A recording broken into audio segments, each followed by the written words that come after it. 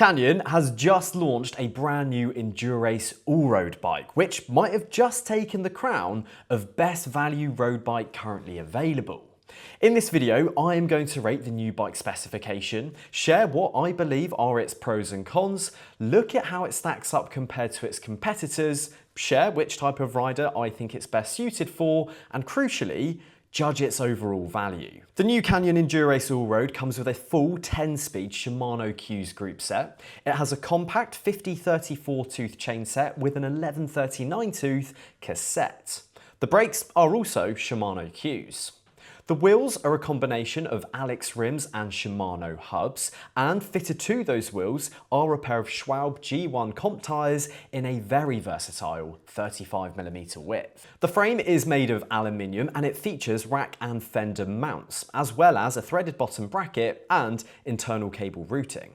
The fork is fully carbon fibre and also has fender eyelets. Looking at the finishing kit, the seat post, stem and handlebars look to be a generic alloy component. However, the saddle is from Allez Royal and it's the SRX model. This is where things get cool though, because the bike comes in at €999, £949 or $1,399 US.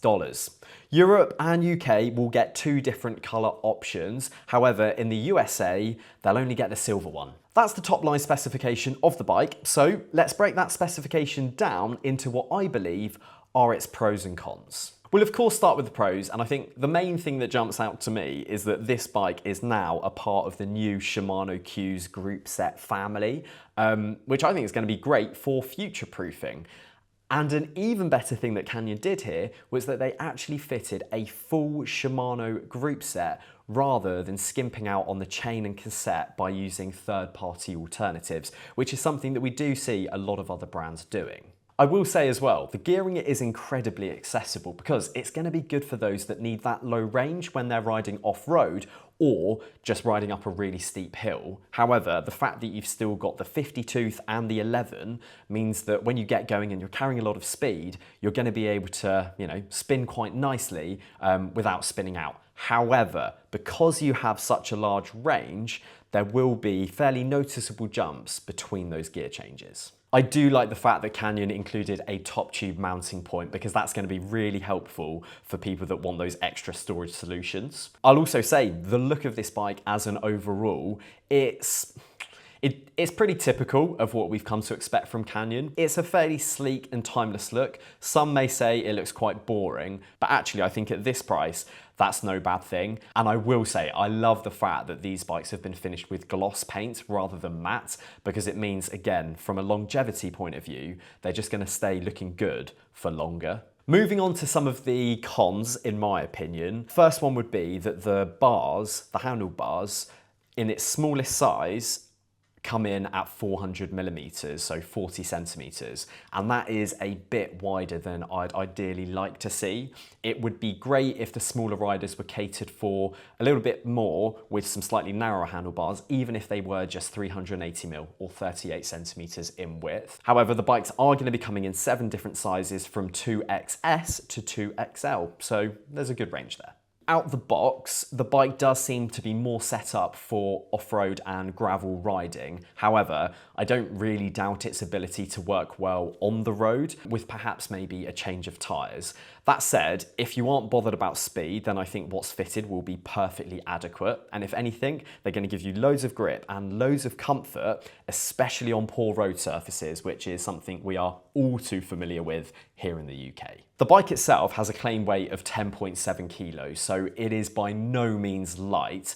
Some actually may find it quite cumbersome and hard to maneuver, but on the other hand, the weight will help the bike feel very stable, something which is then emphasised by the fairly long wheelbase that they built into this bike to do very much that, make it stable. Some other thoughts I've had on the bike, which don't necessarily sit in a pro or con column, but I will say that because the bike has Shimano CUES fitted and it's a 10-speed group set, you do have the ability to upgrade that to an 11-speed if you so wish, simply by changing the rear derailleur and the cassette itself, because the chain, the shifters and the chain set are already 11-speed compatible. So that is something you may wish to do in the future should you want to reduce the size of jump between those gears. Now, I'll be honest, upgrading to 11-speed isn't something I'd necessarily do in the first instance. As always, my recommendation would be to upgrade the wheels and tyres first. That's going to allow you to drop a little bit of weight off the bike, but equally could be done a little bit later down the line. Now, more so as a point of information rather than being a criticism, the tyres that are fitted to the bike out of the box aren't tubeless ready. And to be honest, I am not surprised at all, because that would have been a really big bonus if they were. But it is something to bear in mind should you want to go tubeless later down the line. As I mentioned earlier, if you were to change the wheels and tyres, I think you could comfortably bring the bike under the 10 kilo mark, but it would be a fairly costly upgrade. You'd end up spending the same amount of money as it would have cost to buy the bike in the first place. So if weight is a major factor for you and it is a big concern, then I think no matter what bike you look at, you'd need to increase your budget. So who do I think this bike is going to best suit?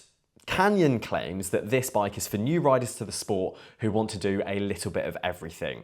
It talks about this bike being good for those who want to do group rides, commutes, grand fondos, and a smattering of gravel. Now, I certainly won't argue that this bike should be able to do all of those things.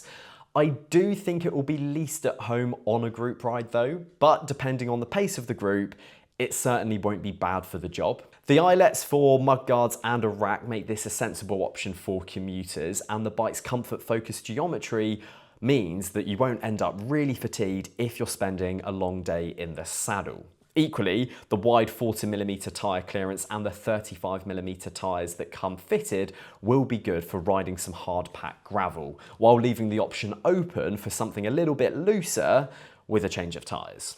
Based on the specification alone, this bike does suit a lot of different applications. And for those who are bike curious and they want to find out what type of riding they enjoy most, I think this represents itself as a really good option. There's only one group of riders that should certainly not be considering this bike, and that's the rider who just wants to ride on tarmac. I believe the geometry of the bike will leave you feeling just a little bit sluggish on the road, and you'd be better off looking at the Endurace AL if you wanted to stick to Canyon, or another dedicated road bike from a different brand. So let's get on to it.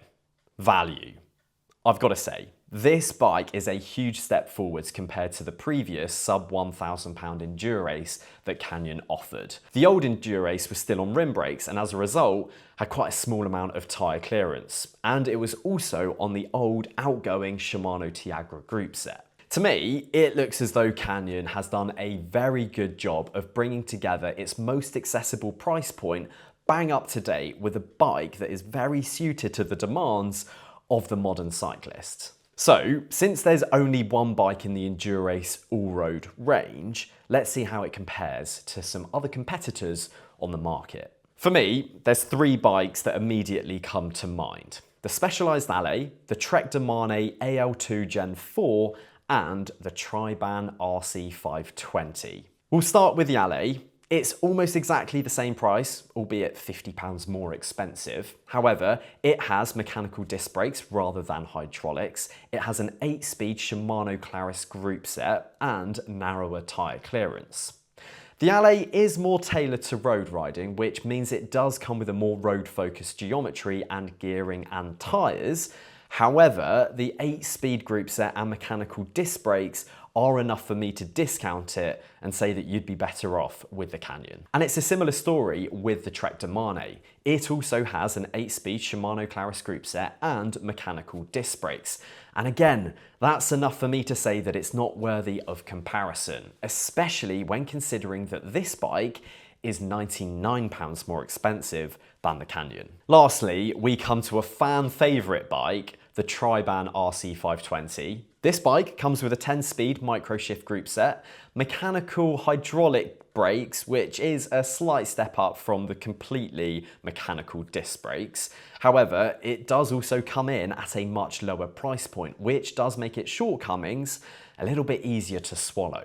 In this case, if bang for buck is truly what you're after and you just want a versatile bike for the least amount of money, then go for the Triban. However, if you can stretch to the Canyon, then go for that, because you will end up with a much better bike for that extra little bit of money. And that is mainly due to that new Shimano group set and those hydraulic disc brakes. So let me know down below, what do you think of the new Canyon Endurace AllRoad?